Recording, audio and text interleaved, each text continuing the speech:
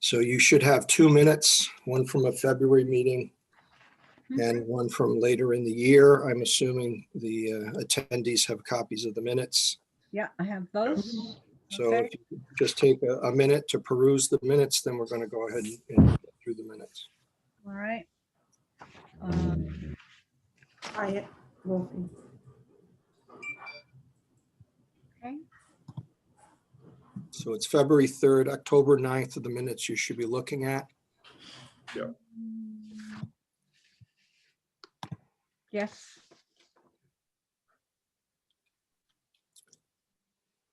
Was I at that one? Yep. So we'll just give everyone a minute to go through them. They're not long minutes. Yeah, Joe, the only correction that I have on there is where it says president of the TMHS alumni for me. Yep. I'm actually the TMHS alumni liaison. The president is actually, oh God, I'm drawing a blank. Okay, you're the designee is what you're Amy saying. Jalbert. Amy Jalbert, yeah, she's the president. So just, yeah, I'm the, whatever you want to call it. Designee, right? We'll go with that. Okay. Okay, I'll make that change. Okay. Yeah, that's about all. Yeah. I didn't have anything that I noticed was incorrect, so. Okay. Yep.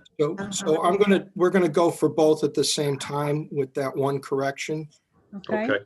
So let's, Kathleen, maybe you want to just present a motion for that. Okay, I will make a motion that we approve the minutes of February 3rd, 2020 and October 9th, 2020.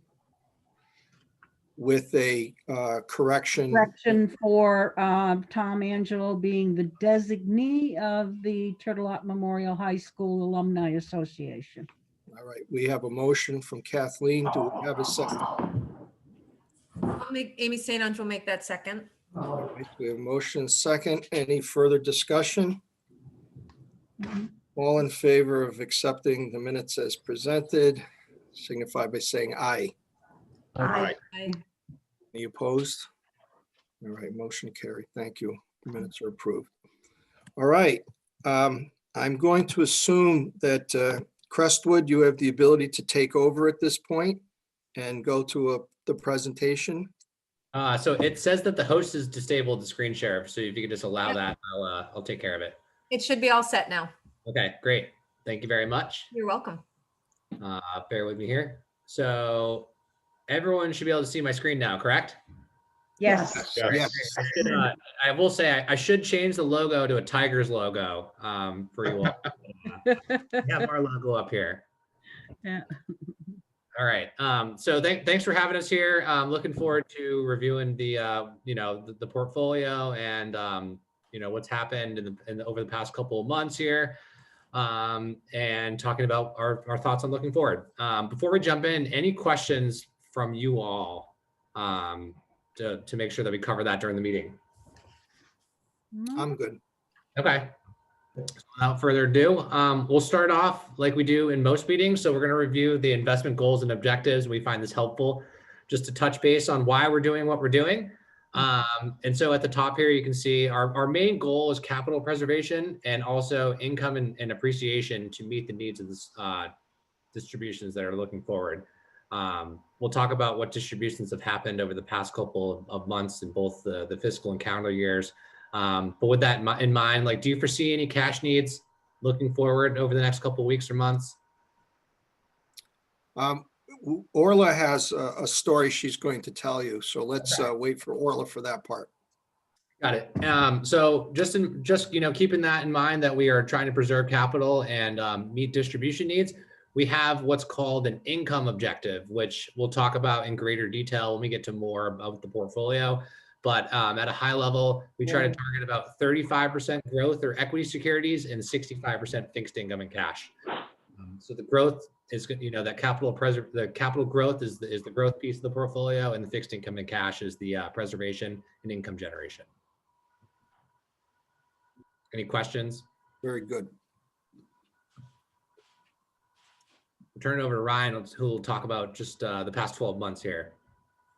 Yeah, so a couple things we'll show is just kind of a summary of how different asset classes, all of which are represented in the portfolio for Town and Thompson in varying degrees, how they performed looking over the last 12 months. Obviously, the thing that stands out the most here is, the first quarter of 2020 with the onset of the COVID pandemic. The initial scare in equity markets around lockdowns and broader economic activity, basically grinding to a halt for a couple months in the spring. We saw, the market from its peak to its bottom decline about 35%. Obviously brought on a tremendous amount of angst for investors. We did have a considerable rebound and actually ended up the year positive across several equity markets, with the exception really of real estate markets. But equity markets across the globe actually ended the year positive, despite at one point being down over 30% in the middle of March. I think the biggest reasons for that rebound, the first being just the tremendous amounts of stimulus that both the federal government, through some aid packages to consumers and small businesses, as well as the amount of liquidity that the Federal Reserve injected into the economy, trillions of dollars. I think the total between the two of them was about $7 to $9 trillion, which is just an unbelievable amount and far greater than what we saw even during the financial crisis in the late 2000s. So that gave a lot of support and calm to the markets, as well as the fact that we've continued to see kind of just general optimism progress around therapies and the vaccine effort. And every day it looks like we're getting closer to that end game, and markets are really looking forward as they do, and really leading the recovery, and they generally do before economic activity even picks up. I think the most important thing to note on this slide is that yellow kind of gold bar that basically just trends across the middle and does not behave like the other equity growth type asset classes that you have exposure to. And this is the biggest portion of the portfolio for Town & Thompson. It's that exposure to bonds or fixed income, which is about 60% of the portfolio. And really, what that is intended to do is not behave like equity markets. It's meant to provide a ballast and stability as well as income to the portfolio. But knowing, the goals and objectives that have been set forth, for our mandate, having a heavy focus in that asset classes have paid benefits over time, as well as, in the last 12 months when we've been through, a really difficult crisis.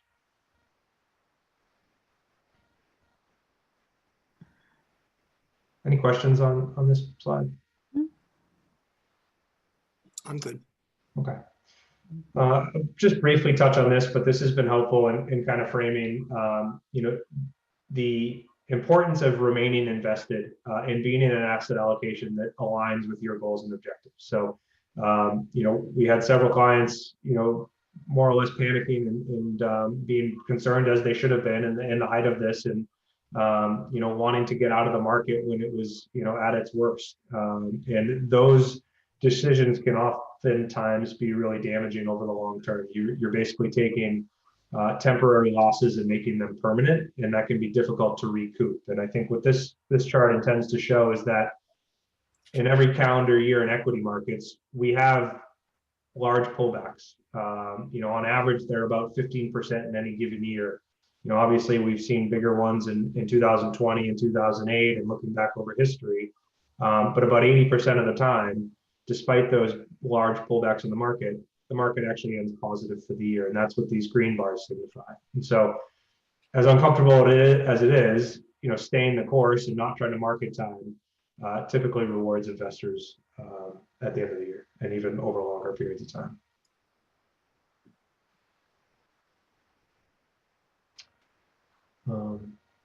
Just briefly touch on this, but one question a lot of clients have had throughout the recovery is, you go outside and see businesses shut down and economic activity more or less grinded to a halt. How can the market have had such a significant rebound and actually be positive for the year? And part of that is the amount of liquidity that the Fed injected into the markets and provided that support. Also, it's what makes up the market. And the top 5 names in the US market that make up more than about a quarter of the overall market are names like Microsoft, Apple, Facebook, Amazon, and Google. And if you think about it, those names actually thrived and benefited from an e-commerce, work from home, distant digital environment. And really, those are the names that drove the recovery through the end of really September. And as we've gotten more optimism around a vaccine and gotten closer to what people feel like is kind of the end of the tunnel, we've started to see that shift into other areas of the market. But really, the other 495 names in the S&P 500 were essentially down for the year through September, whereas the market was actually positive, and it was really just because of these names and other tech names that had really benefited in this kind of work from home environment. You can skip this, but it's just another way of looking at kind of that concentration of those 5 names in the market. And so what you're seeing on this page is just a look at fiscal year 2020 in the top left-hand corner and fiscal year 2021. So fiscal year 2020 is 7/1/19 through 6/30 of 20. And so you can see the beginning value was $2.7 million. There was a $20,000 withdrawal on the 29th of June in 2020. And then there's investment growth of about $113,000, which if you add all that up, gets you to about $2.8 million at the close of fiscal year 2020 on 6/30. And what this chart shows you on the top here is just, you can see the market value over time is the green line. And then you can see what happened back in Q1 of last year and how it's rebounded back to where it was at the close of 6/30. Fiscal year 21, as you can see, started at $2.8 million in the top right-hand corner. There was a $255,000 withdrawal in October. And over the 6 months of fiscal year 21, the account's grown roughly $247,000 net of fees, which gets you right back to $2.8 million. So you pulled out what's basically grown throughout that time period. What's different on the chart in the top right-hand corner is that gray bar is principal. So, you can see that sharp drop down. That's just the withdrawal of $250,000, and you can see the market value fluctuation. We talked about the asset allocation on the opening slide. And so, it's roughly, our target's 35% growth. You're at 39% growth today, which we're comfortable with. The majority of the accounts in fixed income, roughly 58%, with about another 3% in alternatives, which currently are REITs. And how that's broken out is over on the left-hand corner. Dividend yield, or like fresh cash that's being produced by the investments, is about $60,000 or about 2.1% yield.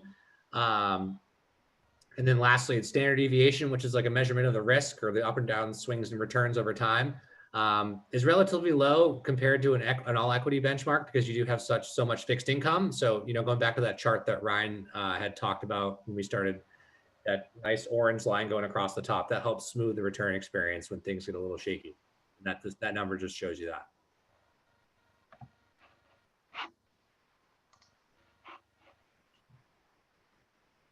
Any questions here? Mm-mm. Orla, Joe mentioned that you might have a story for us about a withdrawal. The 250,000? Maybe. For future, Yeah, it's to do with the Windows project. So Okay. for fiscal 21, the board approved appropriation of 250,000 to start phase 2 of the Windows project. And that was the withdrawal in October 16th. Okay. 5 was left over from the previous fiscal year. Got it. And will there be additional withdrawals looking forward, or to be determined? Not in this fiscal year. The plan this time last year was to withdraw an additional 250,000 next fiscal year, starting July 1, 2021. Okay. Obviously, that all depends on the market. We're doing it phase by phase. I know when you and I had spoken, it looked like it rebounded enough that we could take the 250 out, because I have the principal in my records as a little bit less than 2.35 million. That was the original principal I have from the original contributions in 09. If you give me a second, I can pull that up. Okay, thanks. Bear with me here. I'm going to stop sharing for a second. Sure. And that's our bottom threshold for those who may not know that we're not supposed to tap below that. Correct. Mhm. So I have 2.35 million. Yeah, and change. 2.35. I Okay. think I have 2.349 and 900. Anyway, it's 2.35 Okay. Yeah, right. We're on in the same exact. page. But yeah, so that's our goal, is to not get too close to that, because then we don't have a lot of gravy left. Okay, got it. Mhm. So as I say, the 250 will all depend on what's happening in the market next fiscal year, starting July 1. Sure, and we'll make sure to be in touch ahead of that, just to Mhm. chat and touch base about that. Absolutely. Great. Thank you. That was Just, going to be only my only question for you, was for Billy, was in relation to that principle and just confirming that dollar amount with you. Great. Joe, is it okay to ask a question? Yes. Please. And maybe this is for our board, and if it's not appropriate for this one, just tell me and we can table it. But has there ever been any discussion to be a little more aggressive and maybe a lot less on the bond side? I mean, I understand what we're trying to do, but it appears that we're leaving some opportunities to grow the balance with maybe some minimal risk. You can ask the opinion of Crestwood. They're our advisors, Okay, and you certainly can see what they would tell you. Yeah. Then we can deal with that offline when Crestwood's not on with us. okay. So Crestwood, you kind of heard my question. In a situation like this with a board of trustees, is your opinion that we may be a little too conservative, or what else would you suggest? I think it's always why we use that first slide that Billy, opened the meeting with, to make sure that the goals and objectives of the board for these funds remains, intact. And I think that's what's led us to the asset allocation as it is today. Just as an example, if you were in more of a balanced, say, 60% equity, 40% fixed income, and at the start of the year or the fiscal year, the balance was 2.7, and you can see in the chart that Billy has up that it went down to nearly 2.4. Well, if in a more balanced asset allocation, that perhaps might have gone down to 2 or 2.1 million. And that might change, the board's ability to allocate funds to certain projects because of that. Certainly in hindsight, if we look back to 2009, if it were in more of a balanced or growth-oriented asset allocation, it certainly would have grown. But we always kind of, lean on the board to say, this is the purpose of these funds. We want to be mindful of the growth, because, we want to be able to allocate to projects that are important to us over time. I will say that, the fixed income markets, given where interest rates are today, present a difficult proposition for bond investors. And, that's whether you're in an account like this that's, geared towards capital preservation, or if you're a retiree that's leaning on the portfolio for income as you get into retirement. With interest rates as low as they are, and looking like the trajectory of that, isn't going to be higher for a number of years, the opportunity for return is certainly dampened. But at the same time, you can't get anywhere else the safety and stability that the fixed income markets provide to investors. And so, it's perhaps a conversation for all of you when Billy and I are no longer on the call to weigh those risk and reward opportunities. Okay, thank you. If I could, Joe, could I add a comment, please? Absolutely. Yeah, Tom, my mind was tracking along the same lines as yours. I guess I'd ask the group to think about the answer to that question relative to what's in front of us. So I'm relatively new to the group, and we're in a relatively high spend cycle with the window projects and some of the bigger restorations. But in the years where we need more cash, we may want to shift that allocation. And then in the years like I just heard now with Orla, we're probably not going to be drawing for 9 months or so, maybe longer. You know, in areas where we have smaller projects and a longer horizon, we may want to shift again. So I'm assuming, Billy, that we can move those allocations year over year, the split of them, and kind of align them with the needs, the cash needs. Yeah, the only thing I would perhaps warn against that is that in such a short period of time where you're looking out, you know, in a 9 to 12 month time frame, you almost bring in market timing as an issue to that, which I think is something we always guard against. Because, you know, if perhaps at the beginning of January last year, you said, you know, we have 12 months without any big projects, perhaps we take on, you know, more growth, and then all of a sudden the market pulls down 35%, and we don't get the recovery and the rebound like we saw. And all of a sudden at the end of this year, you know, the market's still down 35%. Then all of a sudden you can't do the projects over the next 12 months that you were hoping for. And so I think it's less about changing it in the short term rather than, you know, settling on what is the right asset allocation for these funds, and sticking to that over a longer period of time. Fair point. Thank you. I guess, I guess I'm sorry. Go ahead, Billy. Go ahead. I was just going to say, you know, hearing that you might need another $250,000 within a year from now, you know, we wouldn't say let's change the allocation up too much and put more risk on because of that. But of course, that's open for discussion with the board. Yeah, I guess taking what I asked originally, and you guys not giving away obviously confidential information with other groups that are in our situation, do you see more groups with more of a 50% bond allocation, where it looks like right now, what do we have, 60 or 65? Yeah, it's about 60%.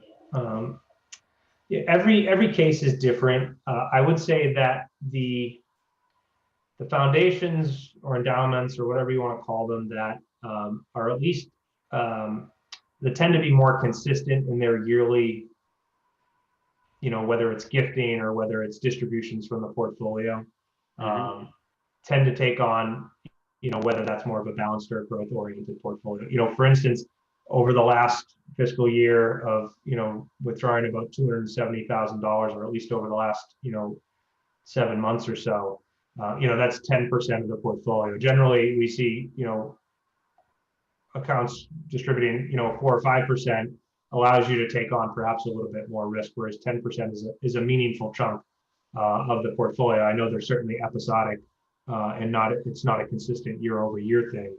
But I think, you know, that almost dictates the asset allocation to some degree. Okay. All right. Thank you.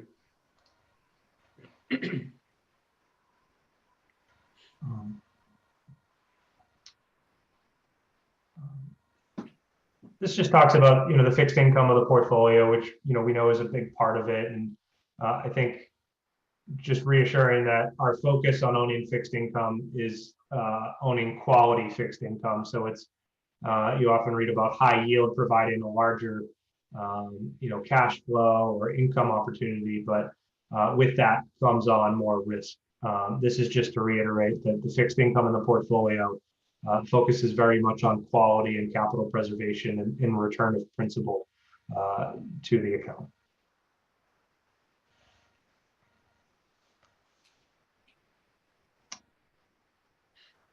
This next page is just a look at the performance. And as you can see at the top here, we included, you know, since we've been working together for the past 11 plus years, the trust has grown over $1.5 million net of fees, which is great to see.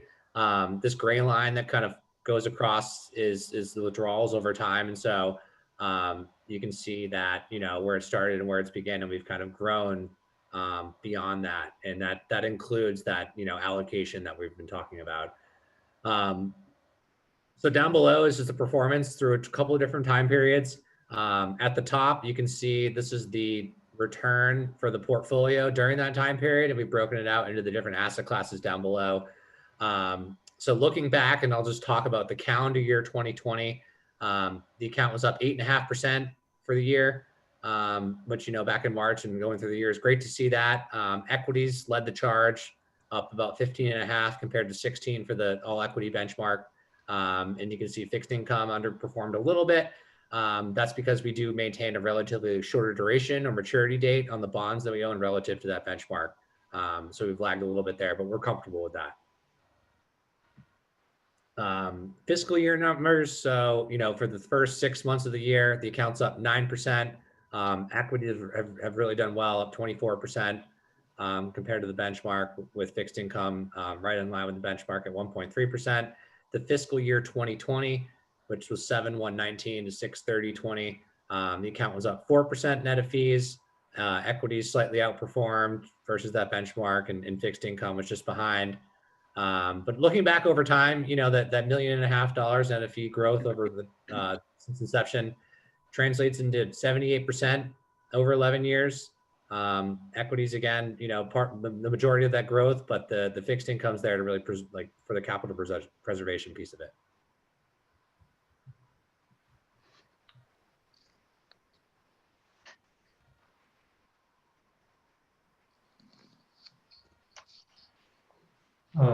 Yeah, there are some ancillary slides in here that we can certainly, it's really to point to if there are specific questions. That was kind of the bulk of the material we wanted to share. I think, our outlook for 2021, given that there are still, a lot of uncertainties, is that, we're likely to have more volatility in the equity markets. We haven't had a tremendous amount of it over the last 6 months. And part of that is, the Fed, really being that, injector of liquidity. But we're going to get fits and starts as cases rise, or we get news on, the strain mutating and becoming more contagious, and, more lockdowns, and perhaps, election results as we saw today. And so it's likely that we'll see fits and starts, but I think we're constructive on the fact that every day we get closer to having the vaccine broadly distributed to people, where we can, loosen restrictions and help resume economic activity, which should help growth, should help corporate earnings, should help the stock market as a result, as well as the fact that interest rates and inflation remain fairly low, and it's likely that they will for some time. For the next few years, the Fed has basically said they'd like to keep interest rates as low as possible and continue to be accommodative. All those present a pretty favorable backdrop for equity markets. There's obviously a lot of uncertainty with the new administration and what their initiatives are going to be, whether it's higher taxes, more spending, and it's our job to kind of comb the landscape and find where opportunities in the in the marketplace present themselves.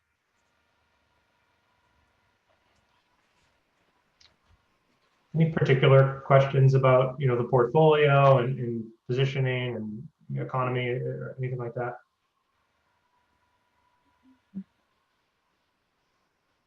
I'm all set. Okay.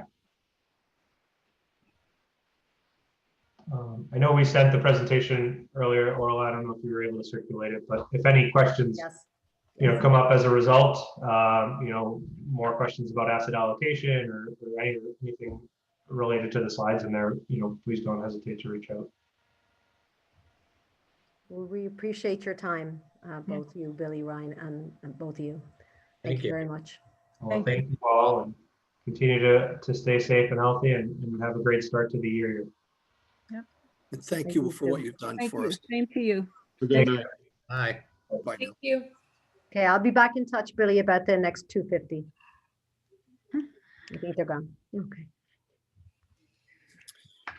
Okay. Do we want to discuss just for a brief minute what we've heard before we move on? Is there anything you'd like to talk about specific to this? We can talk about additional research that's needed.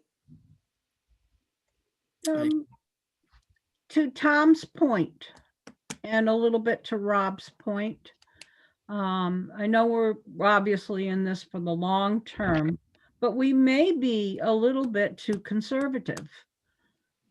The market has been strong, with that little bit of a hiccup. looking back to 2008, that was a huge hiccup. But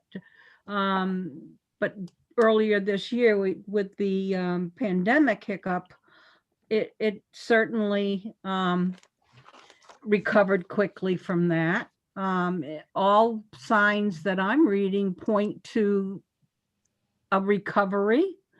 The federal government is stepping in with the HEROES Act and the CARES Act, and I know President-elect Joe Biden has come out vocally and said that he's going to continue to help the small businesses and the unemployment. And now with the vaccine, I would presume that the economy is going to recover and maintain strength. We may be being a little bit too conservative with this. Understood. Yeah, that's all. I'd like to throw one thing out about this, and I'm not going to dispute that this is probably on the more conservative side for this type of money. Mm-hmm. What I can show you, I can't do it now, but I can show for the next meeting. On the 401k committees that I sit on, that if you looked at target funds where people are, let's say they're 60-year-old people, and you invest your money and you don't want to be an active participant, you throw it into a target fund. And if you had a Prudential one or a Principal or a Schwab or the other groups, they are not all equal. Their target funds range from aggressive to a more passive group. And what I could show you is the range, and then we could probably pick something that might be more in the middle as opposed to skewed to highly conservative. We're acting more like a 70-year-old person than we are a 60-year-old person in terms of target fund investing. So let me bring that for the next meeting, and then maybe we can decide to alter the portfolio. Right, it's something that we need to decide tonight, but I think, just to put my 2 cents in, Yep. I think we are being a little bit too conservative. I'm not saying we even go 50-50. We might want to do 55, 45 or something, but I think we're being a little bit too conservative. Okay.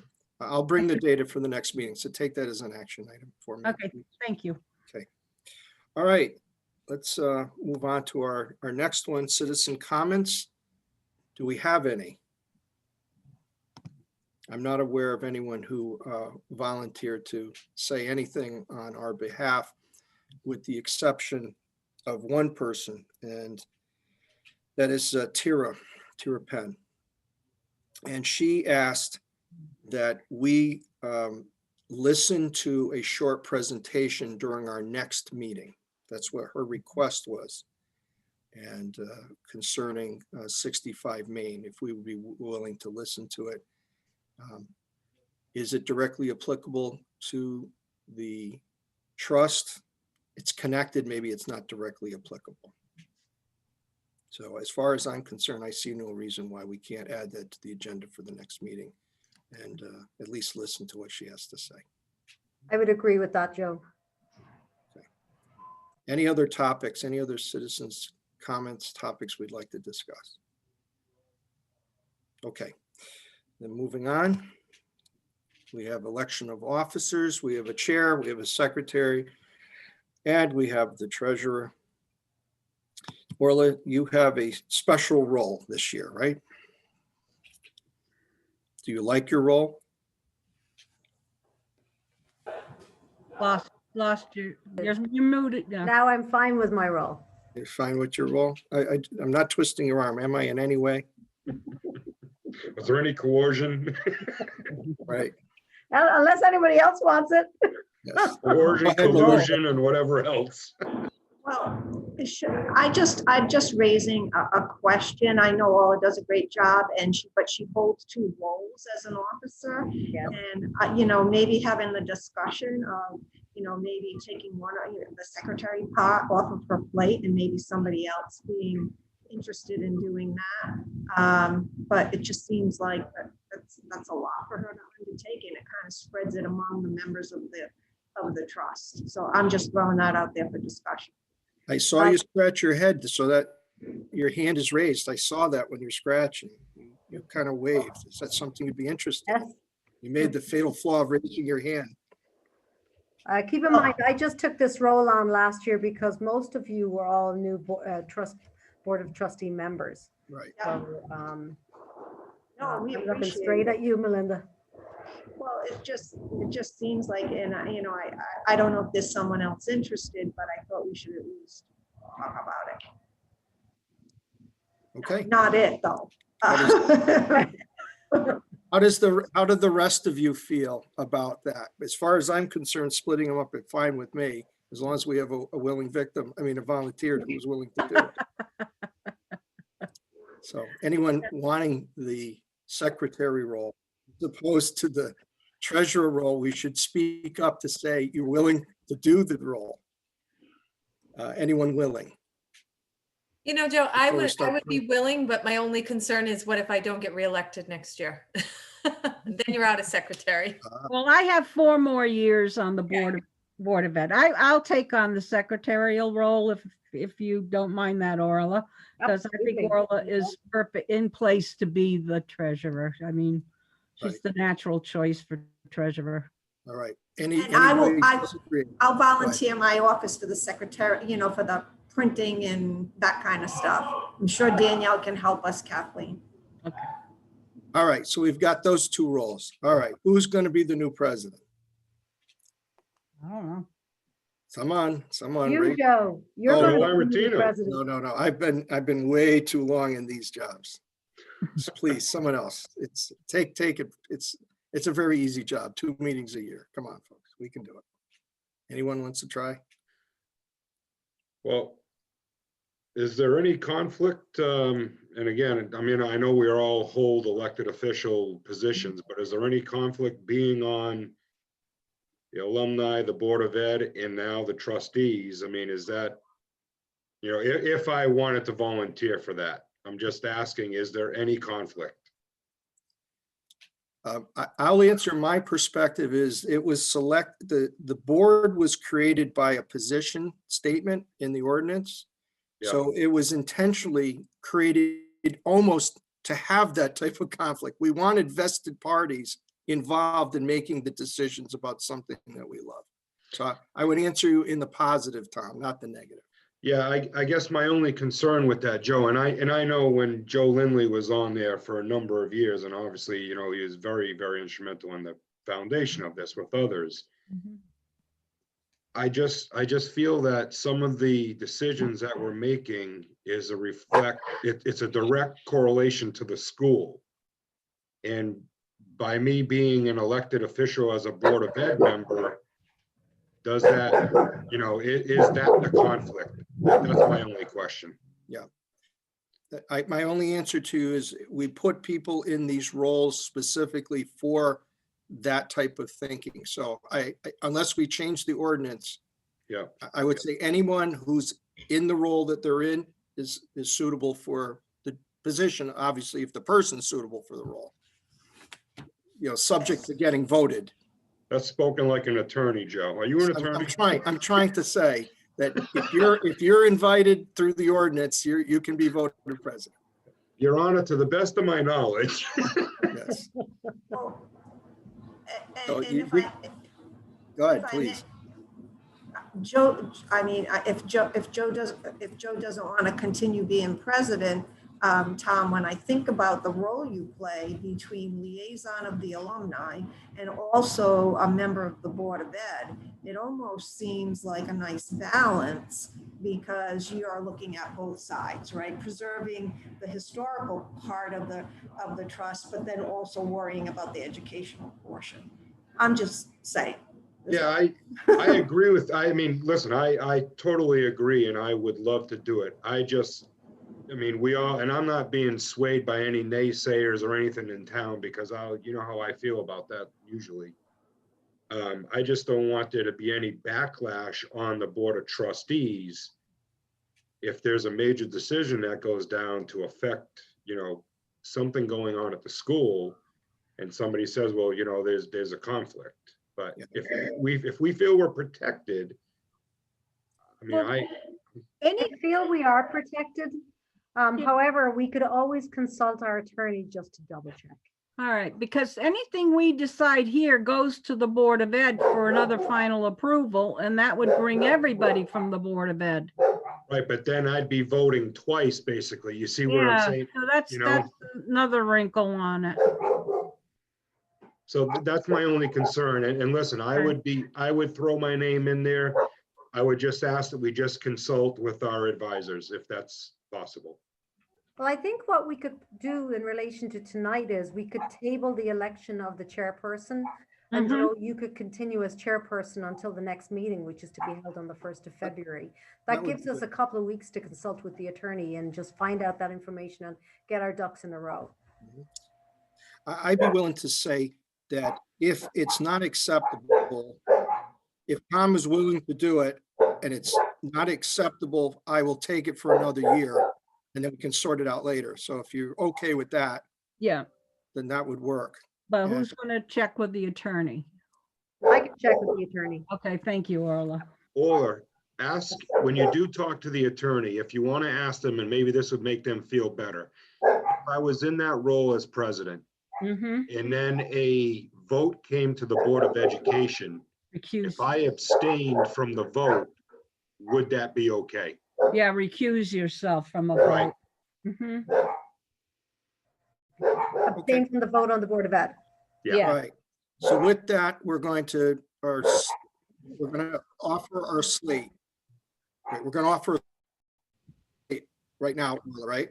mm-hmm. So who's going to state the slate? I'm sorry, my internet's a little bit unstable. I don't know how yours is doing Okay. on your Well, side. I'm the secretary. Okay, I, as acting secretary for now, I Yep. will present the slate.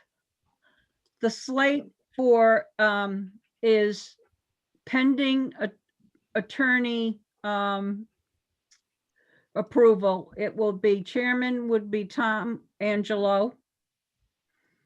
Secretary Kathleen Herbert and treasurer Orla. McKiernan Raftery. Oh, yeah, there you go. Rafferty, McKinnon Rafferty. Okay. I can read it right Yeah. there. So we don't have to come back to it. So we don't have to come back to it, Kathleen. We will Okay. say if it's not acceptable by the attorney, that Joe will Okay. take it for another year. Okay. That's perfect. Okay, so we have a motion for a slate. Do we have a second to the slate? I'll second that motion, Amy St. Ange. Thank you, Amy. Any Hang further on a second. discussion? All right, all in favor of the presented slate, signify by saying aye. Aye. Aye. I, Any opposed? All right, thank you very much. Another year under our belt. All right, Orla, you're up. Okay, so apologies for being late. I had my own internet challenges trying to get connected. I don't know what was going on, but in relation to the approval of the minutes, do we have any information on whether we approved those minutes for February 3rd and for October 9th? Yep. We did? Okay. If we have any names of who made the motions and seconds, that would be great. If there was any abstaining if anybody has any of that information, if they can email it to me afterwards and I can work with Kathleen in getting those minutes complete. I made the motion. You did? Okay. I think I seconded it. And I'm also recording the meeting Oh, as you well. are. Great. Perfect. So I'll be able to send you the recording. Thank you. Okay. So And I'm taking notes, so. good.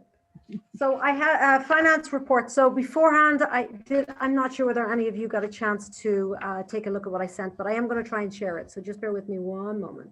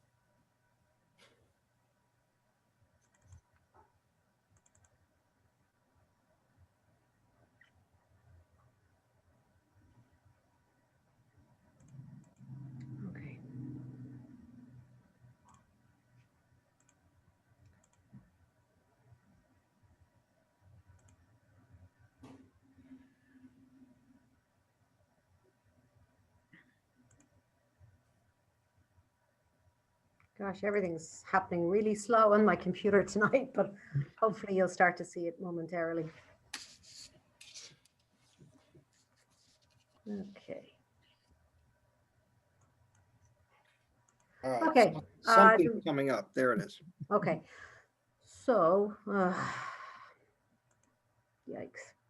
I'll try this one more time. If it does takes me a long time, I'll bail. Ola, are you bringing up the trust expenditure? Is that the report you're bringing up? Correct. Okay.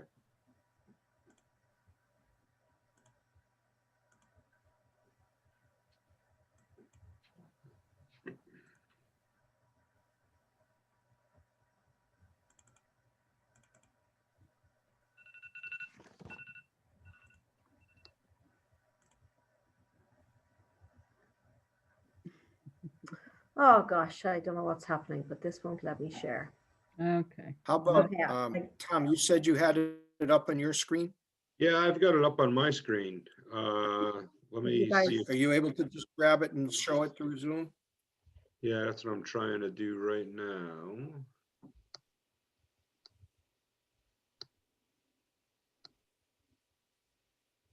Come on, Zoom, why are you not cooperating?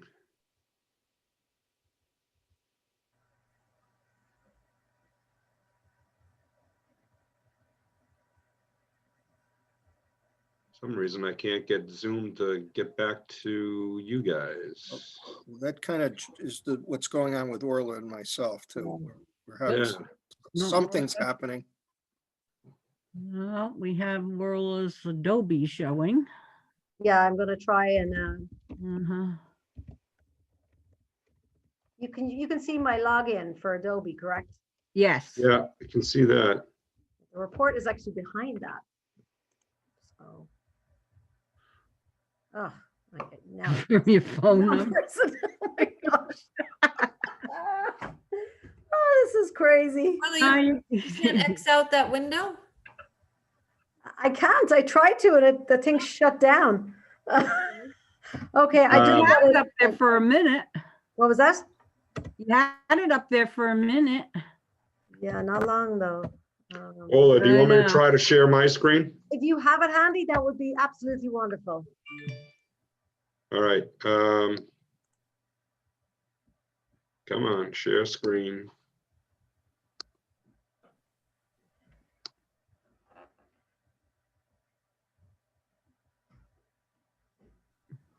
Zoom. Okay, hold on. There you go. Something's there. Oh, good. All right. Okay, All right, you want me to start at the top? that would be absolutely fantastic. Okay, so Okay. here we have, so the two main projects that we're involved in this is our main building repair maintenance fund, and then our Windows project. So what I've shared with you is just the last 3 fiscal years of activity. As you see, there wasn't a lot of activity so far this fiscal year. We have one outstanding bill that we will be paying this week for the insurance deductible for the damage that was caused by the storms.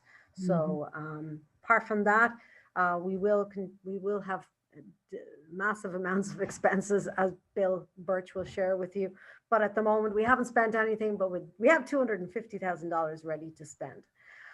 Previous fiscal year, just because this period of time involves both, we didn't have a lot of expenses. We had some sidewalk and steps repairs, and we had to get a new compressor. And also there was the study of that issue with the wildlife up in the top of the building.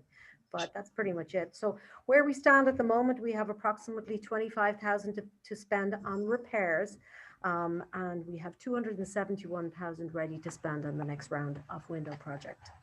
So the next page and the next 3 pages are really our banking information. First one is Crestwood. It pretty much ties out to what Billy and Ryan shared with us. Scroll down a teeny bit more. There we go. A little bit tiny, but my last statement at the end of November shows that we have 2.748. Based on what he shared with us today, that's changed. So obviously it looks better now than it did at the end of November. So you'll see the 255. Just so you know where that comes from. Fiscal year 20, we appropriated 25,000 to spend on building repairs. I transferred the funds out of, but I realized afterwards I transferred 20 instead of 25. So I added it to the 250 that we've appropriated for fiscal 21. Okay, next page, Tom, if you don't mind. No problem. Next is our Bank of America Trust, this money that seems to grow and provide a dividend to us that we really don't have an option to do anything about. I really have not delved into this any further since our last conversation as regards to how best we can handle it, but it's an attorney question. I think it's been one of those things I've put on the back burner, but I will look into it again. I'll try and get some more information before we meet again on February 1st, because you know, I think we've been sitting on this since 2009 with nowhere to go. But it continues to grow. So we are getting a little bit of return, but that principle we can't touch. So Orla, just let me ask if anybody on this Zoom call is not aware of the problem with this trust. If anyone's not aware, we could spend 1 minute explaining it. You give me Does a little anyone more, not know? Joe, give me a little more detail. I started to talk to my my finance guy who is associated with Bank of America, and I didn't have enough detail to go into it with him. Well, there's two opinions. I'll give my two, and then Orla, if you want to correct anything I'm saying. One is that we have historically through Bank of America had very poor returns. Mm-hmm. Number Well, two, surprise. we don't have control. Mm-hmm. So between the lack of control and the lack of returns, we would like to get out of this and then Yeah. invest it into Crestwood so we can get the returns up. The Okay. only way, according to the legal people, the way this is structured, the only way we could break this is the Attorney General of the state of Connecticut can authorize it. And we need just legal work to get that accomplished. And we find out from Attorney St. Ange that was not easy to do. So that's the story as I know it in 1 minute. Because it's like an estate or a trust or Yeah, part it's of a the- trust. huh? It's a trust. Yeah. Trust, but it is not part of our trust money. It's not that we can't influence it, but we can try to break it using an appeal to the Attorney General. Okay. Joe, was the trust given to us by an alumni member, or where was the initiation of this? Like, where did it come from? Mr. and Mrs. Tourtellotte yeah. left property and money, and one was land, and land was sold in Minneapolis, and Right. it was transferred into a trust like this, and we didn't have control. It just by the dictates of the will. So these were the proceeds from the sale of the land. And there's no way to take the sale of the proceeds from that trust and roll it into an organized trust already by the Tourtellottes anyways? Not without approval of the Attorney General of the state of Connecticut. Right. No. So in other words, they want their piece of the pie when it gets transferred. Maybe. Yeah, there's some Bank of America is definitely highway robbery on this topic because Yeah. they're certainly underpaying on. And I'm stuck with the same situation at the Historical Society on other trusts like this. So this is not the only one we're dealing with. We have several of these. Can we roll them all into one legal document to, have it all taken care of in one shot? Or Absolutely, that was the goal. We was willing to fund half of it from the Historical Society to see if we can break it, along with 7 other victims. So we've got the Thompson Fire Engine Company, we've got the Congregational Church. We're all being held hostage with these trusts by Bank of America. wow. Well, that sounds like a good topic for a new president to take on as the first role, huh? Because, Boy, Joe, you're going to do great on February with this one, Joe. I'm here as a consultant anytime, Tom, on these topics. yeah, because I'm it sounded like it happy would cost us that much in legal fees to go and break this thing. Well, we'll see, but I will share with you guys, if I haven't already, some documentation we have from the original sale of the property in Minneapolis.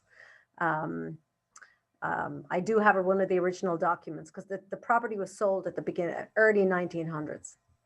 Mhm. 1904, that year rings a bell. But I'll share with you what documentation I have on it. Particularly for you, Joe, particularly for you, Tom, because you're going to take it on as a new project. Let's see what the legal advice is first. You know. Yeah. Yeah, when I first started and I first took on this role, I contacted the person I had at Bank of America and I said, there's got to be a way around it. And he had inherited it from a prior coworker. And he said, I was made very clear that this particular one you cannot touch. So he shared with me the documentation that I'll share with everybody. Wow. Okay, thank you. Yeah, thank you.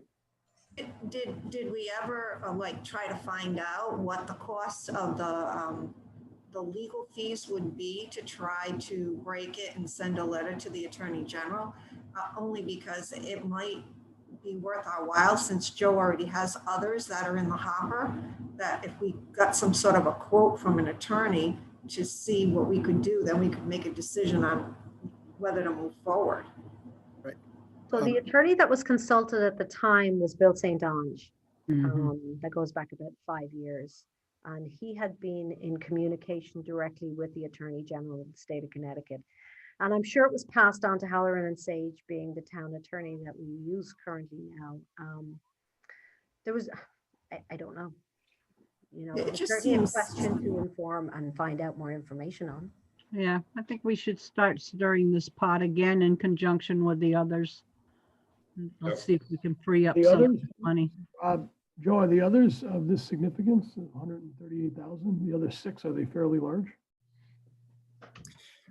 They're probably half this size, but for many other people, I'm saying it's nearly a dozen other organizations have similar things. Now, they're not all Tourtellotte Trust, but they're Bank of America. For example, it's the Charlie Whiting estate, if you're familiar with that estate, with all the different payees. We're all stuck with it. And do you know if it broadens into other towns? It does, It's all Bank of America. all Bank of America.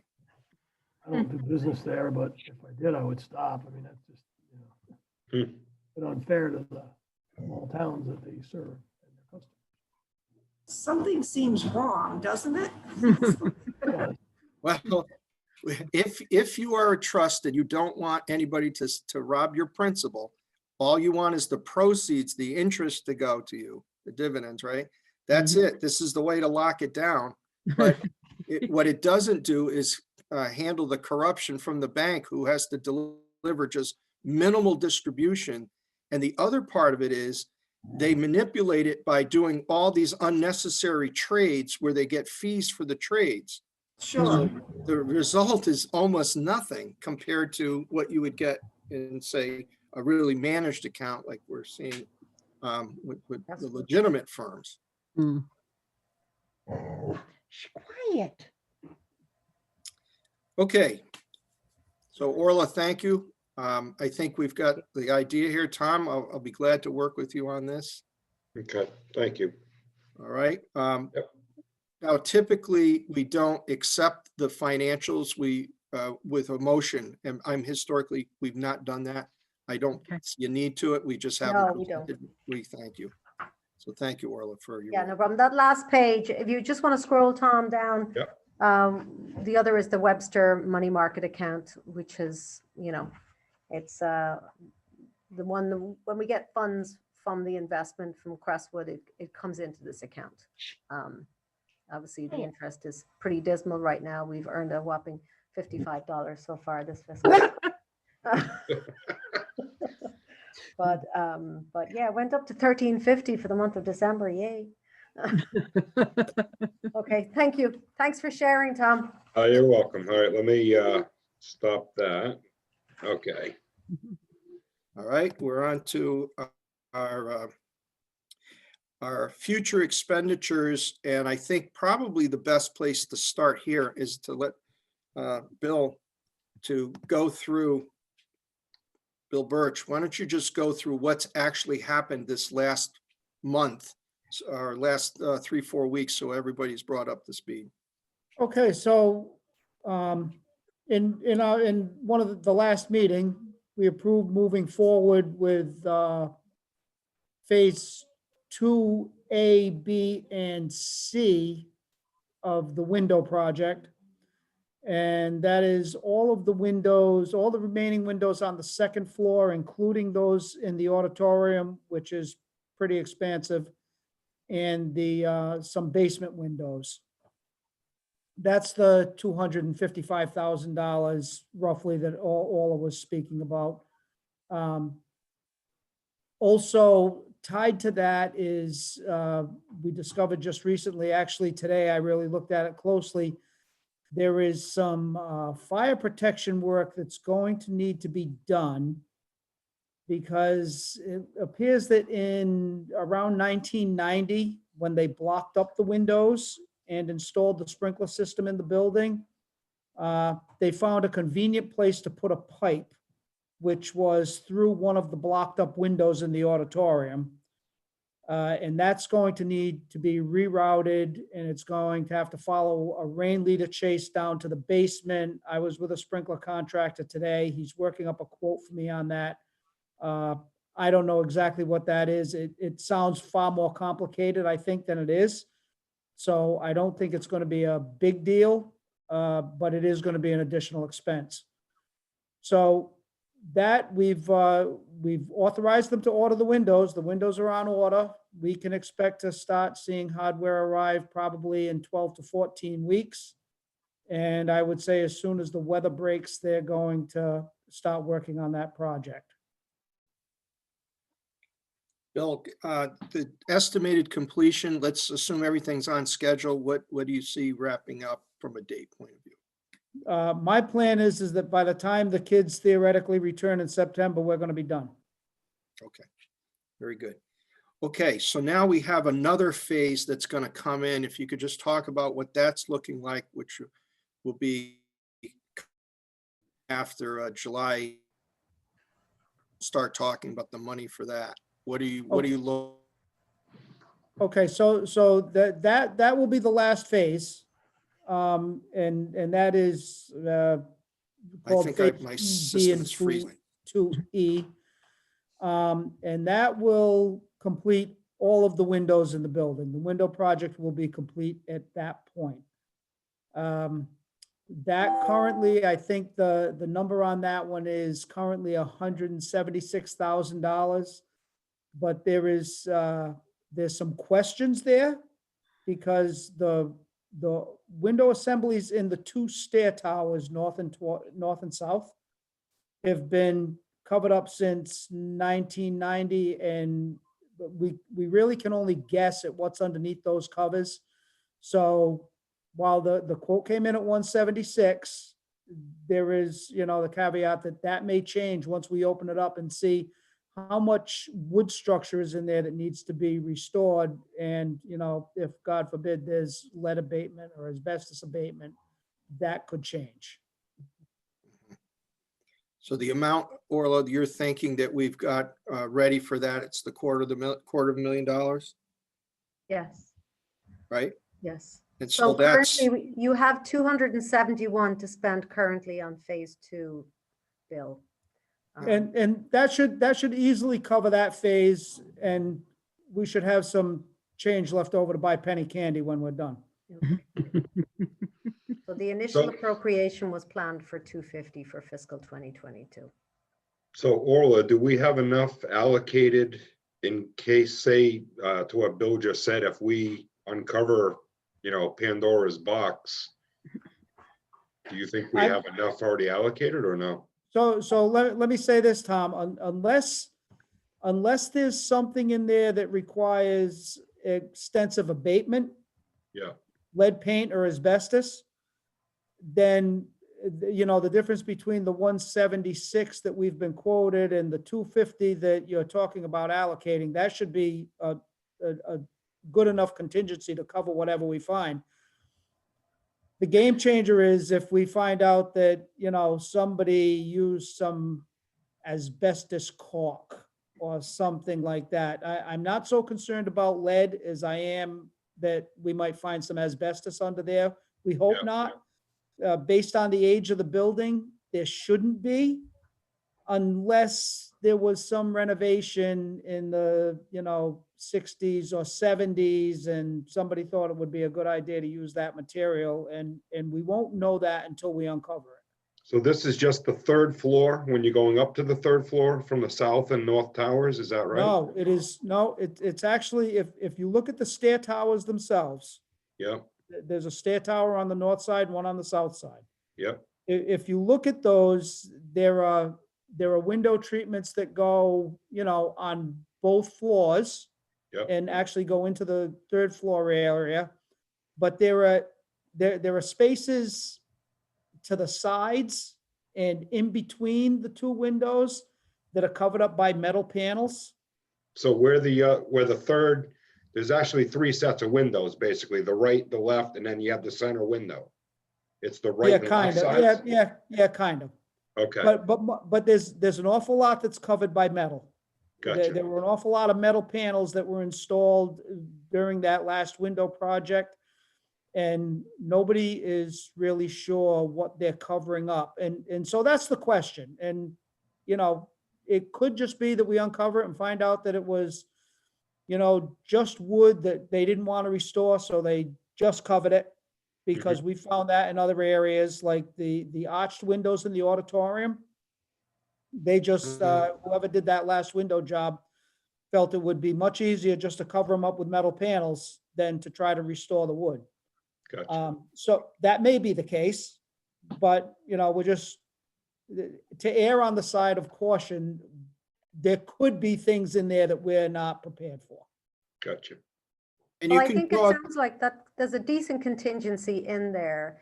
In answer to your question, Tom, I've transferred everything that's been appropriated this fiscal year. Based on the timing of the project, the fact that most of this was going to be carried out during the summer. Right. Fiscal year starts again July 1. So if we continue with the plan to appropriate the additional 250 in fiscal 22, worst case scenario, we have to delve into that second 250. But that's worst case scenario. that's right. So on the scheduling side of it, as Orla said, this is all mostly going to be conducted during the summer. And the contractor is going to be on site, the equipment's going to be on site.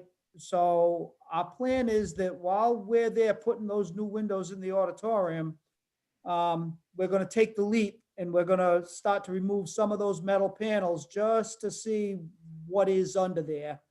And at that point, we'll have some good news or we'll have some bad news.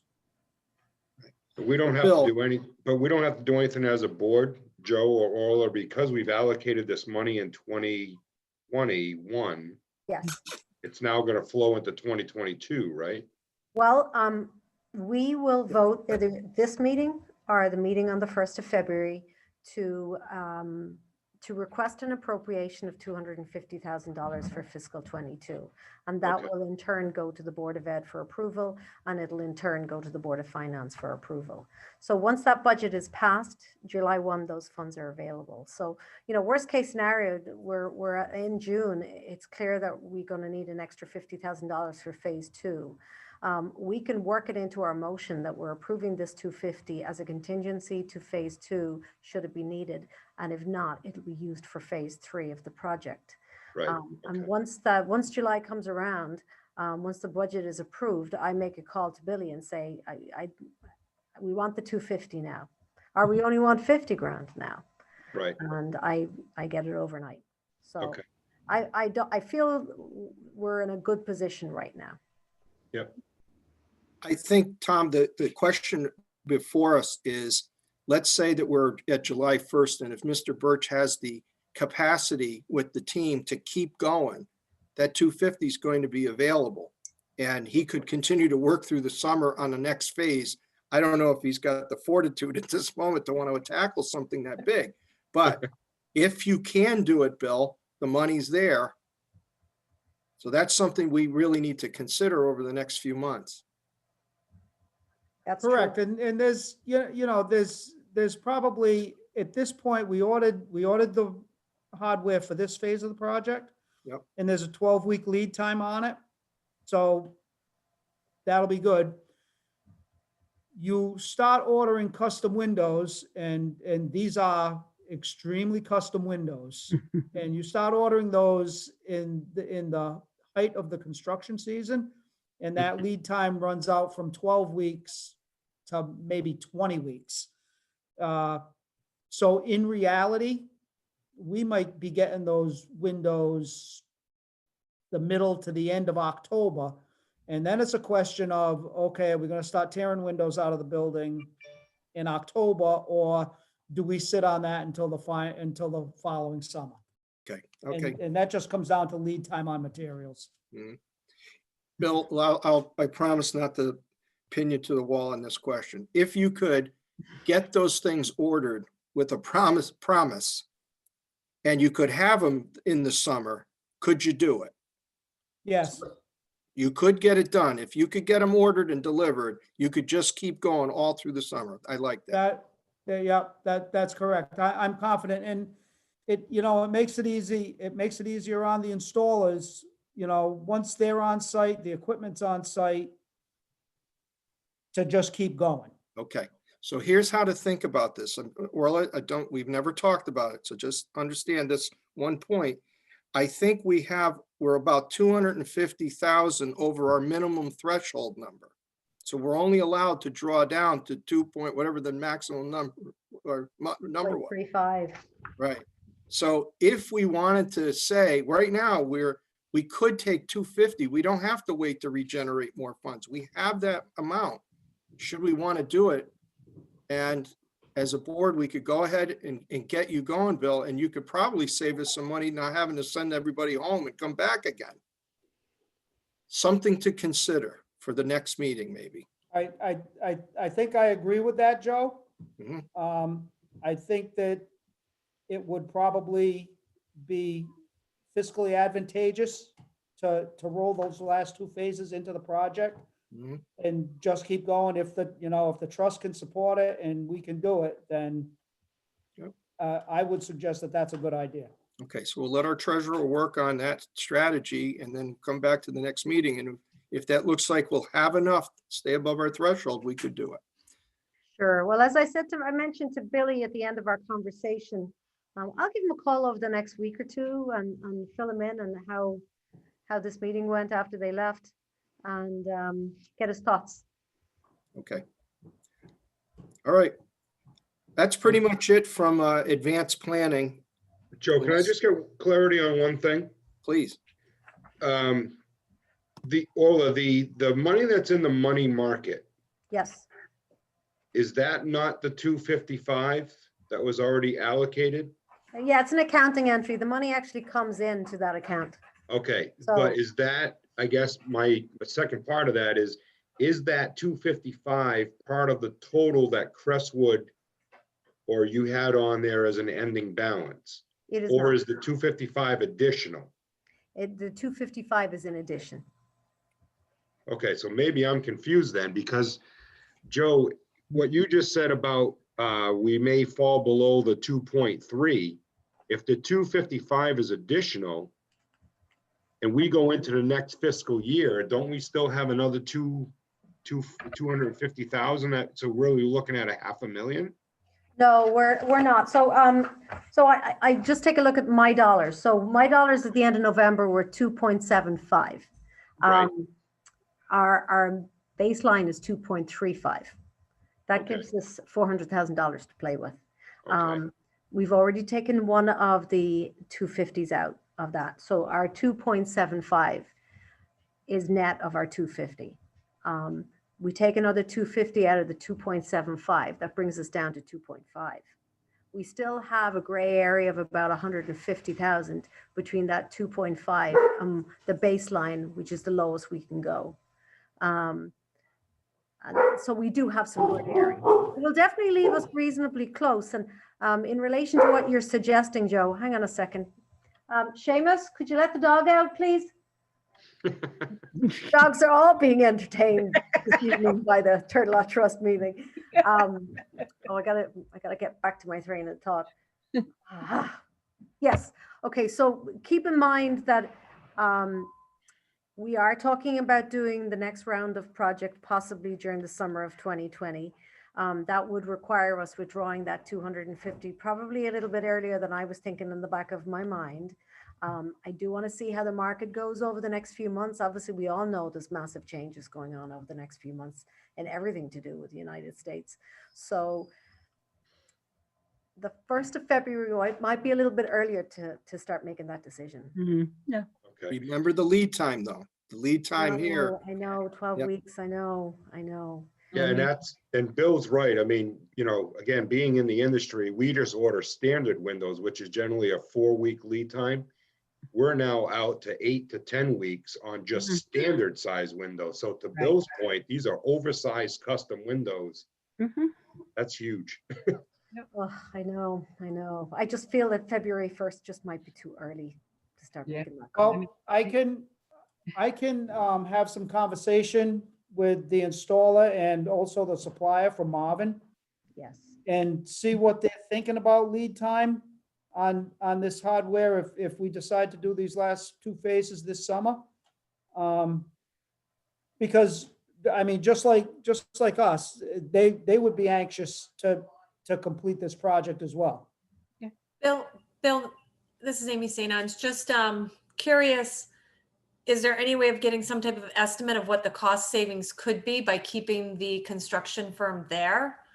I Yeah. mean, rather than Yep. them coming back again and, Yep, I can was share just that. curious as to what the cost savings might be. Right, once I have a conversation with them, I can say, what's going to be the difference?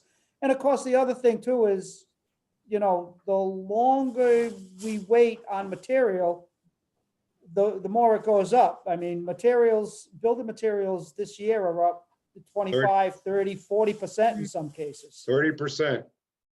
And 2x4s are 50%, 100% increase. Yow. Yeah, And they're just as crooked. absolutely. And they're not even 2x4. I can build you an ark because they're not going through a kiln right now. I'll just let you know. I hear you. Oh, good lumber to build a boat with. Exactly. Okay, well, let's get some research and there's at least a hint of a possibility. Okay. Okay. All right, that's it for future expenditures. Any old business to discuss? Anyone? Oh, I think the windows was our old business. And new business. And new business. New business. I don't have any new business. Usually we come with new business. This year that is the business of windows. Unless someone has new business, we'll move right on to our next meeting, February 1st. And unless somebody's got something else to discuss, we can adjourn. Okay, Joe, stay on for a minute, I please. will. Can we have a motion to adjourn? I'll make that motion to adjourn. We have a motion. We have a second. I'll second. All right, we have a second. So I'll signify acceptance of adjournment by saying good night. Good night. Good Night. night. Kathleen, I'll reach out to you with some information after tomorrow when I'm back in the office. Okay, great. Thank you, Orla. Okay, no problem. All right, Thank good you. night, Thank everyone. you all.